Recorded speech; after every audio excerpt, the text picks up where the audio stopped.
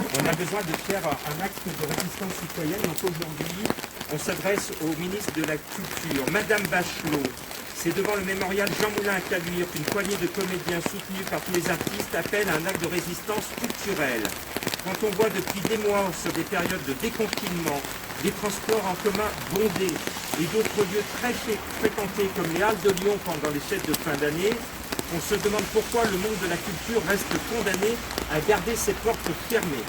En ce vendredi 22 janvier 2021, de façon très symbolique et devant un haut lieu de la résistance française, nous appelons le monde du spectacle à imaginer et à organiser une résistance culturelle tout en respectant les gestes barrières et les consignes sanitaires. Dansons, chantons, jouons la comédie au plus vite, tel est notre slogan. Le printemps se profile et il peut servir à sauver le monde du spectacle et de la culture en vous demandant, Madame la Ministre, de faciliter les spectacles de rue. Nous sommes ici à la rue et en plein air. Pour faire passer le chapeau comme autrefois, notamment du temps de Molière, retrouver le contact avec le public qui attend lui aussi avec impatience la réouverture de vos lieux culturels et de vos salles de spectacle. Vous pouvez me dire du coup la situation en ce moment pour vous, comment ça se passe? Bien sûr, donc bienvenue devant ces ballons qui se dégonflent peu à peu. Ce sont les vestiges donc, de mon dernier spectacle Tétine Planète, un spectacle pour enfants qui a été joué ici au Théâtre Sous le Caillou. Donc le dernier jour de l'ouverture, c'était au mois d'octobre dernier, comme tous les théâtres de l'Hexagone, tout a fermé. Alors bien sûr, c'est extrêmement dommage, hein, tout le monde le sait à présent. Que de casse artistique, mentale, financière, bien sûr. Là, c'est au Théâtre Sous le Caillou à la Croix-Rousse, donc 50 places. Et ça ne joue plus, et puis c'est dommage. On le sait maintenant, donc il n'y a pas plus de malades alors que les théâtres sont fermés. Il n'y a pas moins de malades alors que les théâtres sont fermés, donc il n'y en aurait pas plus s'ils étaient ouverts. D'autant que les gens qui vont au théâtre, quand même, ils réfléchissent un peu, et en général, ils ne s'agglutinent pas. Alors nous on est dans une situation délicate parce qu'on était déjà en redressement judiciaire avec le Tohubohu. Donc on est censé relever la tête pour montrer que l'entreprise peut s'en sortir. Et du coup on ne peut rien faire, on est complètement paralysé.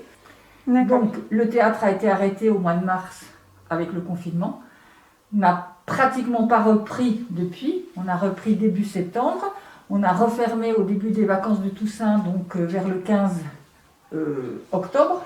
Nous, ce qu'on demande, c'est que tous les maires de France essayent d'aider les artistes à jouer en extérieur, que la police municipale ou nationale s'assure qu'il n'y a pas de mouvement de foule et qu'on puisse faire passer le chapeau, comme au temps de Molière, et qu'on puisse retrouver notre public et être en plein air, c'est-à-dire d'avoir moins de risques dans une salle fermée. Qu'est-ce que tu en penses, toi, depuis Paris ?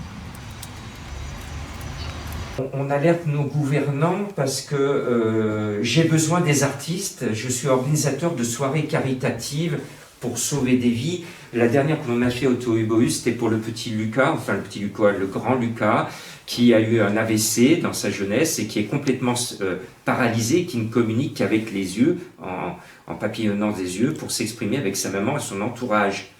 J'ai besoin d'artistes pour récolter des fonds pour lui, pour soutenir la recherche médicale, pour financer des soins à l'étranger, pour soulager une situation humanitaire de grande urgence touchant des adultes ou des enfants. Et je suis au chômage technique parce que mes artistes ne peuvent pas jouer et que mon théâtre, administrativement, ne peut pas jouer. Et puis je pense que les gens ont vraiment, vraiment besoin de sociabilité, de rencontres, même avec gestes barrières, avec masques, avec gel hydroalcoolique, avec tout ce que vous voulez, mais je crois que les gens ont vraiment, vraiment, vraiment besoin de se retrouver, et c'est pas en fermant tout qu'on arrivera à s'en sortir. J'en appelle à Roselyne Bachelot, il y a un moment il faut ouvrir son cœur et dire il faut réouvrir en se protégeant bien entendu, et moi j'essaye d'adapter ma reprise en extérieur. On l'a fait entre les deux confinements, on a joué à Rochetaillé-sur-Saône en plein air et on a eu du public et on n'a pas eu de Covid. Donc mon idée c'est de demander à tout le monde, à tous les artistes de faire comme Molière. On prenait une carriole autrefois et on allait jouer la comédie sur la place du village. Eh bien j'en appelle à tous les acteurs du monde culturel, sortons dans la rue, jouons, chantons, dansons dans la rue et demandons à nos élus qui ont sécurisé nos marchés forains pendant le confinement eh bien les marchés étaient sécurisés par la police municipale, voire nationale, eh bien moi je demande que l'on puisse jouer dans la rue, qu'on puisse mettre des barrières, vérifier avec l'aide de la police que le nombre est suffisant, que les gestes barrières sont respectés, et on fera comme au temps de Molière, on fera tourner le chapeau pour faire vivre nos acteurs, et puis pour le théâtre humanitaire, pour donner des sous aux actions caritatives que je soutiens. Alors on s'adresse à Roselyne Bachelot et j'invite tous les artistes de Lyon et de Navarre, j'ai des contacts à Paris, de signer, de co-signer ce courrier. Donc on leur laisse quelques jours pour leur laisser le temps de le signer, mais de faire plus que de le signer. Moi j'ai besoin qu'ils m'envoient un courriel ou un courrier pour qu'ils expriment leur souffrance, mais aussi leur espoir de réouvrir. Je vous ai exprimé comment moi j'envisage de réouvrir mon théâtre humanitaire. C'est aux artistes, aux directeurs de théâtre de dire à Madame Bachelot comment ils envisagent dans quelques jours, j'ose espérer, dans quelques semaines, il ne faut pas que ce soit dans quelques mois qu'on réouvre. Le monde de la culture est en train de mourir. Molière, réveille-toi. D'accord, vous l'avez lancé quand exactement du coup c'est une pétition? Aujourd'hui, c'est une lettre ouverte à Madame Bachelot, donc elle est lancée officiellement en ce 22 janvier, et maintenant c'est une bouteille à la mer, hein, une lettre ouverte, on verra jusqu'où elle vogue, et si Madame Bachelot va être sensible à ce qu'on lui demande, et on a besoin de son aide. Il faut qu'il y ait une volonté politique courageuse. On subit le virus, moi ce que je dis, il faut le combattre. Il faut être plus fort. Là, on se fait tout petit devant le virus. Non, il faut nous montrer qu'on est grand, qu'on est courageux. On a fait aujourd'hui un acte de résistance. On est résistant. À Lyon, on a connu la guerre comme de partout en France et comme aujourd'hui de partout dans le monde.